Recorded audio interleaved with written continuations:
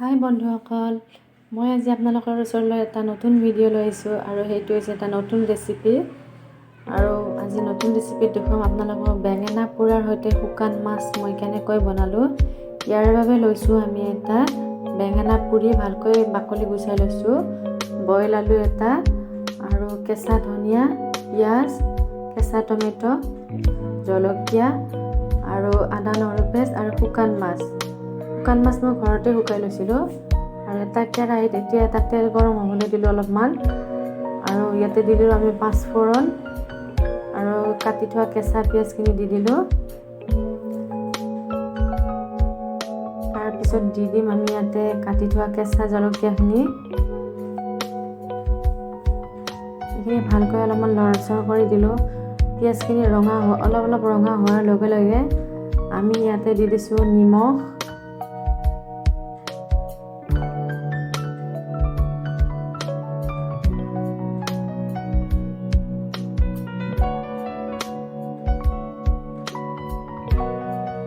আৰু হালধিৰ গুড়ি,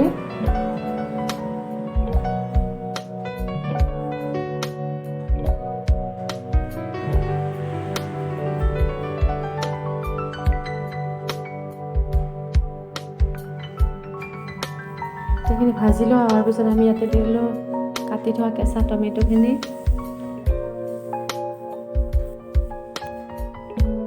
এইখিনি অলপমান ভালকৈ ভাজি ল'লোঁ। টমেটোৰ পানীখিনি শুকাই অহাৰ লগে লগে আমি ইয়াতে এতিয়া দি দিম আদা নহৰুৰ পেষ্টখিনি।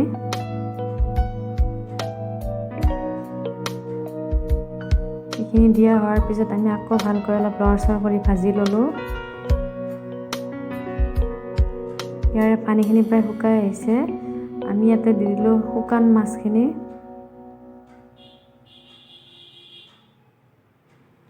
আমি গেছটো কমাই লৈছোঁ, কাৰণ নহ'লে এইখিনি ভালকৈ ভাজিব নোৱাৰিম, লাগি যাব কেৰাহীত।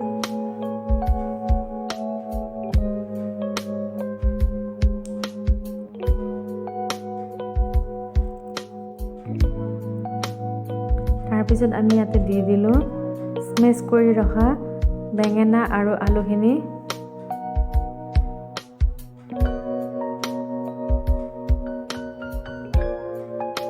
এইখিনি আমি ভালকৈ লৰচৰ কৰি ভালকৈ ভাজি লৈছোঁ। খুব ধুনীয়াকৈ ভাঙি গৈছে, পুৰি লোৱা বেঙেনা হয় কাৰণে।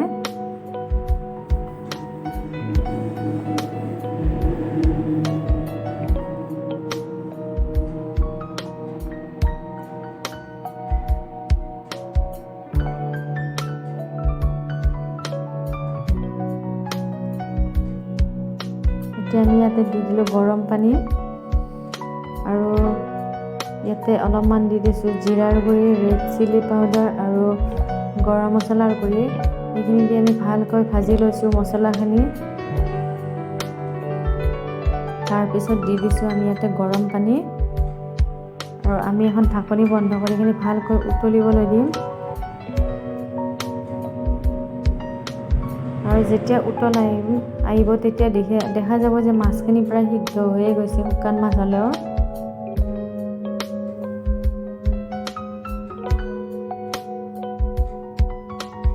আৰু আমি ইয়াতে এতিয়া দি দিম কাটি থোৱা ধনিয়াখিনি। আৰু এইখিনি ভালকৈ উতল অহাৰ লগে লগে তৰকাৰীখন প্ৰায় হৈয়ে যাব। আপোনালোকে যদি সঁচাকৈ মোৰ এনেকৈ ভিডিঅ'বোৰ চাই ভাল পায় আৰু আগলৈকে এনেকুৱা ভিডিঅ' দি থাকিলে ভাল পায়, তেতিয়াহ'লে আপোনালোকে মোৰ চেনেলটো লাইক কৰিব, কমেণ্ট কৰিব আৰু ছাবস্ক্ৰাইব কৰিব। এই তৰকাৰীখন হৈ গ'ল, খুব ধুনীয়া ৰং হৈছে। এই তৰকাৰীখন ভাতৰ লগতো খাব পাৰি আৰু গৰম ৰুটিৰ লগতো খাবলৈ বৰ সোৱাদ হয়, কাৰণ এখন বেঙেনা পোৰাৰ সৈতে বনোৱা গৈছে। ইয়াৰ এটা অন্য ধৰণৰ ফ্লেভাৰ ওলাইছে। আপোনালোকে ঘৰত নিজে এনেকৈ ট্ৰাই কৰি চাব, আৰু কেনেকুৱা পালে মোক কমেণ্ট কৰি জনাব। মই আপোনালোকক আকৌ আগলৈ এনেকুৱা নতুন ভাল ৰেচিপিৰ ভিডিঅ' দি থাকিম। আপোনালোকে মোক মৰম দি থাকিব। বাই।